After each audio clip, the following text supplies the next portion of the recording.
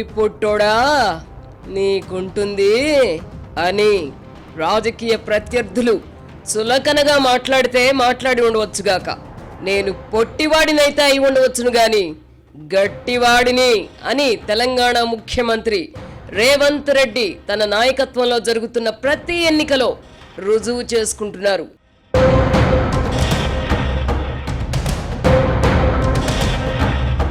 తాజాగా జరిగిన మున్సిపల్ ఎన్నికల్లోనూ తన సత్తా చాటుకుంది కాంగ్రెస్ పార్టీ. స్థానిక ఎన్నికలు ఎక్కడ జరిగినా అధికార పార్టీకి అనుకూలంగా ఫలితాలు రావడం సహజం. సార్వత్రిక ఎన్నికల ఫలితాలకు స్థానిక ఎన్నికల ఫలితాలు ప్రామాణికం కాదు. ఇటు తెలంగాణ అటు ఆంధ్రప్రదేశ్లో 5 ఏళ్ల క్రితం జరిగిన స్థానిక సంస్థల ఎన్నికల్లో అప్పుడు అధికారంలో ఉన్న భారత రాష్ట్ర సమితి, వైసీపీ పార్టీలు ఘన విజయం సాధించాయి. 2 రాష్ట్రాల్లోనూ ప్రతిపక్షాలైన తెలుగుదేశం, కాంగ్రెస్ పార్టీలు కోలుకుంటాయా అన్న సందేహాన్ని రాజకీయ విశ్లేషకులు వెలిబుచ్చారు. కాలం గిర్రున తిరిగి సార్వత్రిక ఎన్నికలు వచ్చాయి. 2 రాష్ట్రాల్లోనూ అధికార పార్టీలు చతికిలబడ్డాయి. ఆంధ్రప్రదేశ్లో వైసీపీ కేవలం 11 స్థానాలకే పరిమితమైంది. ఈ నేపథ్యంలో తెలంగాణలో వెల్లడైన మున్సిపల్ ఎన్నికల ఫలితాలు 3 ఏళ్ల తర్వాత జరిగే సార్వత్రిక ఎన్నికల్లో కూడా ప్రతిఫలిస్తాయని భావించలేం. అయితే అదే సమయంలో ఈ మున్సిపల్ ఎన్నికల ఫలితాలను తేలికగా తీసిపారేయకూడదు.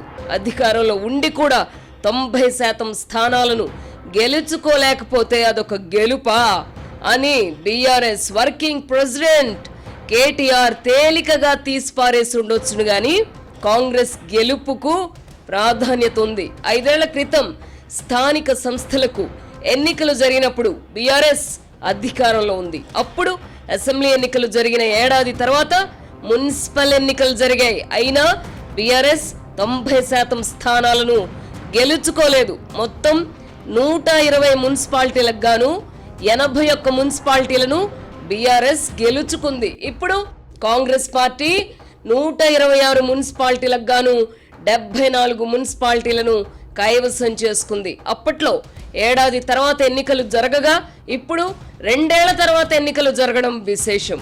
ప్రభుత్వాలు ఏర్పడిన 2.5 ఏళ్ల తర్వాత జరిగే స్థానిక ఎన్నికలు, ఉప ఎన్నికల్లో ప్రజా వ్యతిరేకత ఉంటే అది ప్రతిబింబిస్తుంది. ప్రథమార్థంలో పాలక పక్షానికి ఉండే అనుకూలతలు క్రమంగా కరిగిపోతూ ఉంటాయి. ఈ కారణంగానే అనేక సందర్భాలలో ద్వితీయార్థంలో జరిగిన ఎన్నికల్లో అధికారంలో ఉన్న పార్టీలకు వ్యతిరేక ఫలితాలు వచ్చాయి. ఈ నేపథ్యంలోనే తెలంగాణలో తాజా మున్సిపల్ ఎన్నికలను చూడాలి. రేవంత్ రెడ్డి ప్రభుత్వంపై ప్రజల్లో తీవ్ర వ్యతిరేకత ఉందన్న అభిప్రాయం రాజకీయ వర్గాల్లో బలంగా వ్యాపించిన తరుణంలో ఈ మున్సిపల్ ఎన్నికలు జరిగాయి. ప్రధాన ప్రతిపక్షమైన భారత రాష్ట్ర సమితి రాష్ట్ర ప్రభుత్వంపై కొంతకాలంగా విరుచుకుపడుతోంది. రేవంత్ రెడ్డి సర్కార్ పనైపోయినట్టేనని ప్రచారం చేస్తోంది. ఆ పార్టీ నాయకులు అది నిజమని కూడా నమ్ముతున్నారు. ఈ ప్రచారానికి తోడు ప్రభుత్వం ఏర్పడి 2 ఏళ్లు దాటినందున మున్సిపల్ ఎన్నికల ఫలితాలపై సర్వత్రా ఆసక్తి నెలకొంది. కాంగ్రెస్ పార్టీ విజయావకాశాలపై సందేహాలు నెలకొన్నాయి. అయితే రాజకీయ పండితుల అంచనాకు భిన్నంగా కాంగ్రెస్ పార్టీ మంచి ఫలితాలు సాధించింది. కేటీఆర్ వంటి వారి కంటికి ఈ ఫలితాలు ఆనకపై ఉండవచ్చు గాని కాంగ్రెస్ వంటి పార్టీ ఈ స్థాయి ఫలితాలు సాధించడం విశేషం.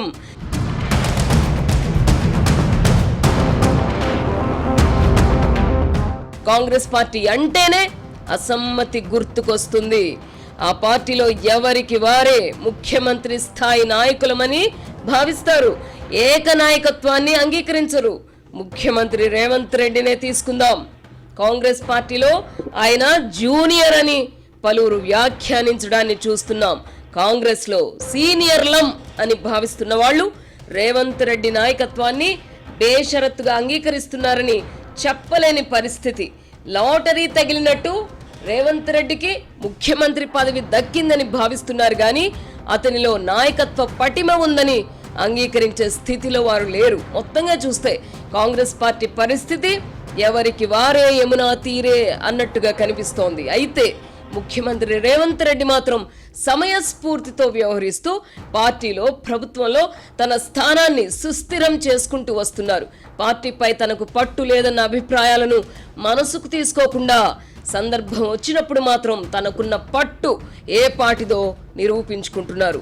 మున్సిపల్ ఎన్నికల్లో మంత్రులు అందరికీ జిల్లాల వారీగా బాధ్యతలు అప్పగించి సమన్వయం చేసుకుని సత్ఫలితాలు సాధించారు. కాంగ్రెస్ పార్టీ పని అయిపోయిందని పలువురు భావిస్తున్న వేళ అందులో నిజం లేదని రుజువు చేస్తూ వస్తున్నారు. ఉత్తర తెలంగాణ, దక్షిణ తెలంగాణ అన్న తేడా లేకుండా దాదాపు అన్ని జిల్లాల్లోనూ మంచి ఫలితాలను సాధించేలా రేవంత్ రెడ్డి వ్యూహ రచన చేశారు. ఉత్తర తెలంగాణలోని నిజామాబాద్, ఆదిలాబాద్, కరీంనగర్లో భారతీయ జనతా పార్టీ, భారత రాష్ట్ర సమితి బలంగా ఉన్నాయన్న అభిప్రాయం ఇప్పటిదాకా ఉండింది. అయితే మున్సిపల్ ఎన్నికల ఫలితాలు ఈ అంచనాలను పటాపంచలు చేశాయి. ముఖ్యమంత్రి సొంత జిల్లా మహబూబ్ నగర్ లో బీఆర్ఎస్ బలంగా ఉన్నట్టు కనిపించేది. ఈ ఎన్నికల ఫలితాలతో అందులో కూడా నిజం లేదని తేలిపోయింది. భారత రాష్ట్ర సమితి ఉమ్మడి మెదక్, ఉమ్మడి రంగారెడ్డి జిల్లాల్లోనే ప్రభావం చూపగలిగింది.